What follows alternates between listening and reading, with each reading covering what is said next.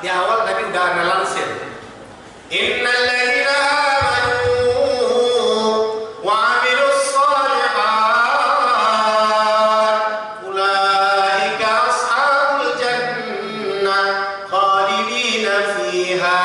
Sesungguhnya orang-orang yang beriman dan orang-orang yang melakukan amalan-amalan saleh, mereka semua akan dimasukkan ke dalam surga selama-lamanya. Innal ladzina kafaru wa kadzdzabu bi ayatina ulaika ashabun nar khalidina fiha. Sesungguhnya orang-orang yang kafir dan orang-orang yang mendustakan agama, mereka semua kelak akan dikumpulkan dalam neraka selama-lamanya. Kan makanya kita dikasih akal. Allah sudah tentukan, ini loh jalan orang-orang ahli surga, ini jalan orang-orang ahli neraka. Gunakan akal kita, kita mau jalan yang mana? Semua sudah ditentukan oleh Allah. Kamu ini jalanmu yang mana?